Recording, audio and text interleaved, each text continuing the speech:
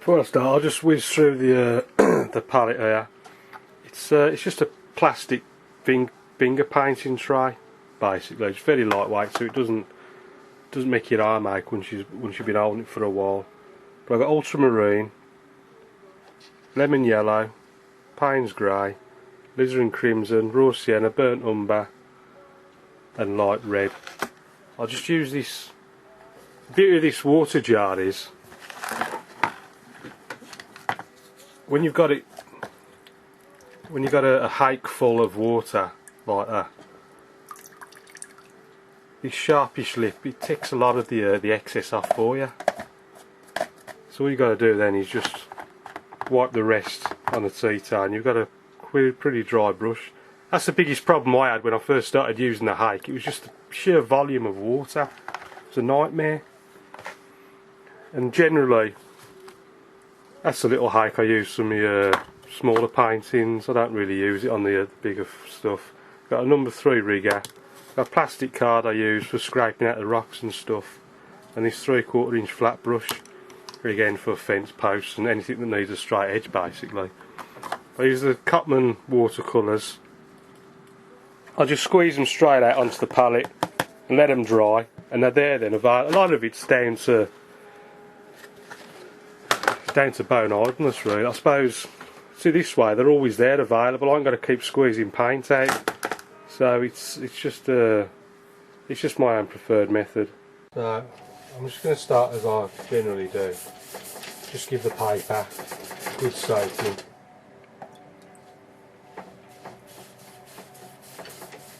Just clean water all the way over evenly. That way it will stretch evenly, so I can just refix it, and you won't get this cockling effect, which looks horrible. Because it's not very thick paper. It's only £130, but you can get away with it if you do this. So I'm going to mix ultramarine with a touch of Payne's grey. And I'm going to try this sort of approach, just coming in from the sides, try and end up with a sort of lighter area in the middle.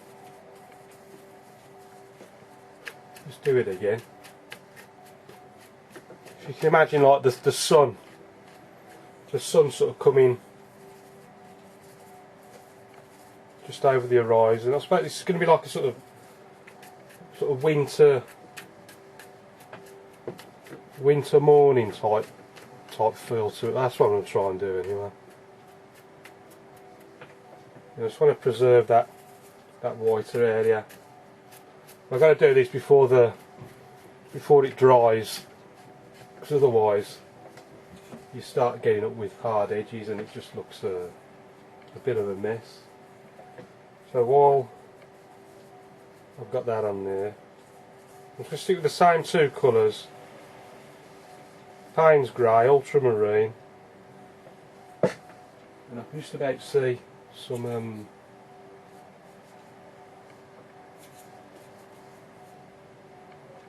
hills in the distance.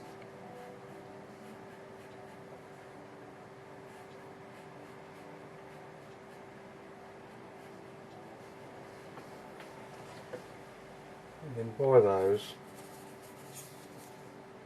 just dipping it in the water just to bring the hairs back together. I'm going to introduce a touch of raw sienna, and then we've got a bigger mountain coming down here, a bit more stronger paint I think.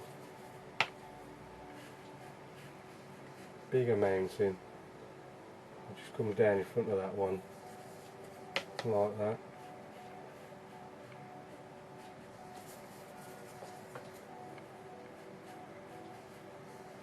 I'm constantly dipping into the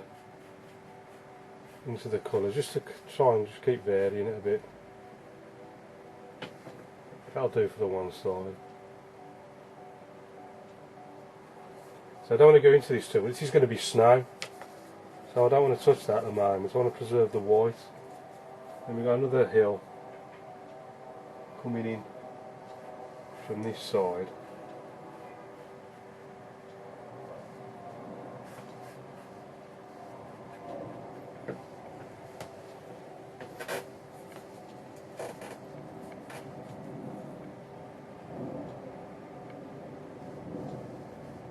Just straighten up that bottom a bit.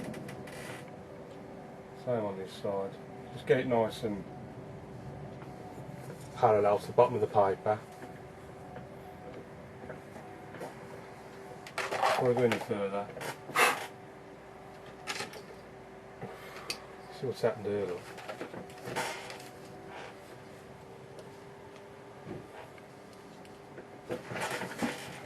See, it's dripping down a bit, like a sort of background coming down the page.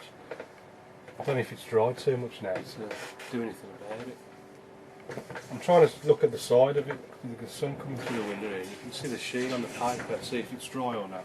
If it is dry, there's not a... If I try and repair it, I'll just end up making it worse.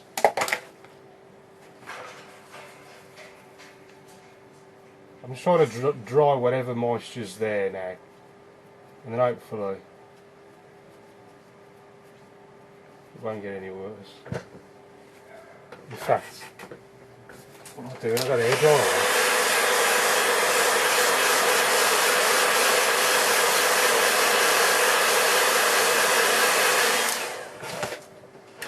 Hopefully no one will notice that.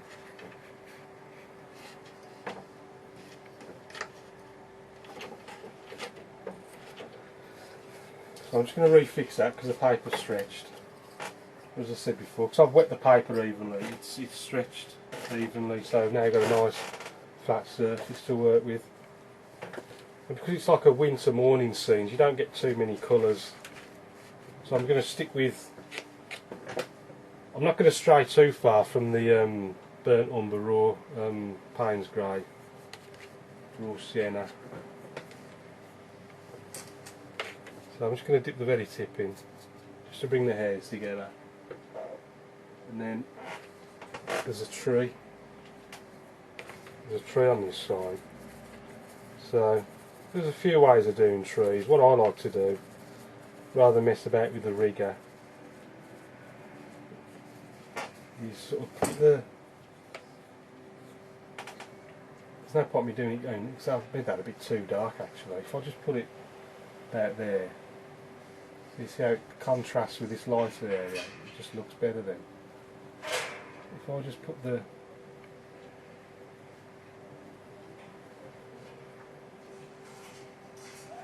Maybe a bit wider. And then before it dries, get your finger in and scratch out the trunks and twigs and branches and what have you. I just think it looks more effective and, well, and easier than using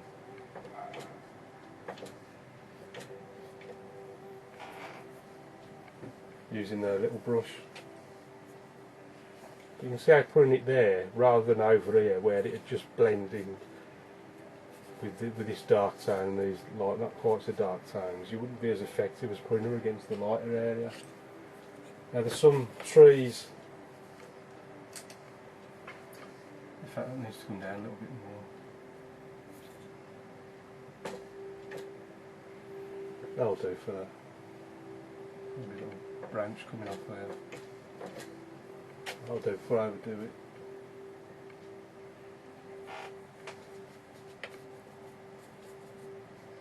Just a little dab in the burnt umber. Burnt umber is another sort of wintry colour. And just a little bit of ground around by the base of this tree. Not too much, because I want plenty of snow showing up. That'll do before I go any further. I'm going to do a tree again on the other side. So I'm just going to go into these sort of cold colours.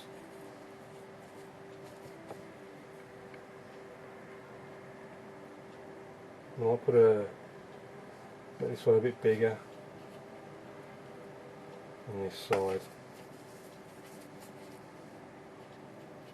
Again, just sort of using the corner of the hake, coming down.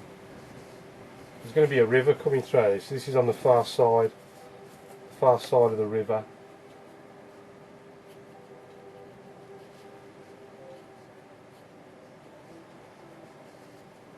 bring this one right down, and again